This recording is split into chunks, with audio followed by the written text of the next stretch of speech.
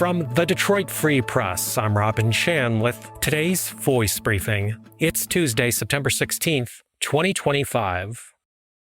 For the Detroit Free Press, this is Georgia Kovanis. Citing the serious risk of legal action, Corewell Health has become the latest Michigan healthcare system to discontinue gender-affirming care for minors. That means it will no longer provide puberty blockers or hormone therapy to transgender young people. In a statement provided to the Free Press, Corewell said it made its decision to protect healthcare providers and patients. Hospital assistants and doctors who provide gender-affirming care to minors have been under increasing pressure for the administration of President Donald Trump. Earlier this year, Trump signed an executive order saying the United States recognizes two genders, male and female, and those were assigned at birth. It's threatened to strip federal funding from hospital systems that provide such care. Over the summer, U.S. Justice Department served subpoenas on hospital systems throughout the country. A subpoena served on the University of Michigan requested patient information and medical records. Last month, Michigan Medicine ended its practice of providing gender-affirming care to young people. For the whole story, go to freep.com.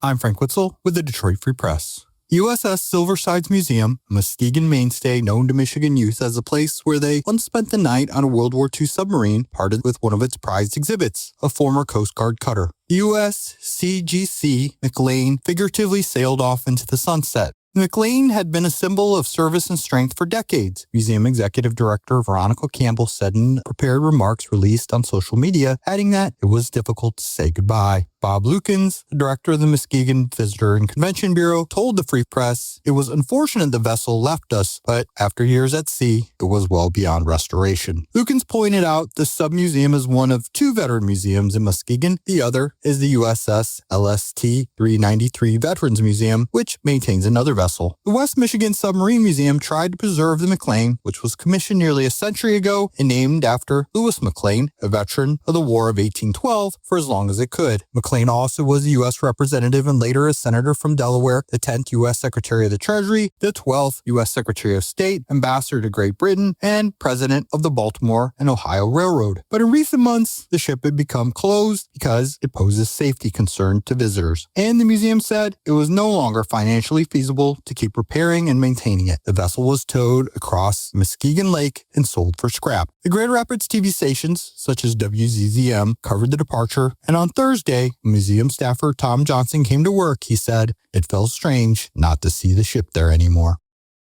For the Detroit Free Press, I'm Jalen Williams. Michigan Technological University ranked at the top of Michigan colleges and universities for free speech, according to the Foundation for Individual Rights and Expression, which also noted even the best schools still don't do enough to support speech. Michigan Tech scored a 75.6 on a 100-point scale, ranking as the best in Michigan and fourth out of 257 universities examined across the country, the national organization that ranks First Amendment rights said. While Michigan Tech was near the top of the rankings, the school has still received mostly average to below average grades from students survey participants on individual aspects of free speech, the report noted, including an overall grade of C. The ranking includes 7 Michigan universities. Here's how they ranked. Michigan Technological University, score of 75.6. Michigan State University, score of 62. University of Michigan, score of 59. Eastern Michigan University, score of 58. Wayne State University, score of 58. Western Michigan University, score of 56. And Central Michigan University, score of 55. The data comes from a sample of 68,510 undergraduates who were then enrolled full-time in 4-year degree programs at one of 257 colleges and universities in the United States.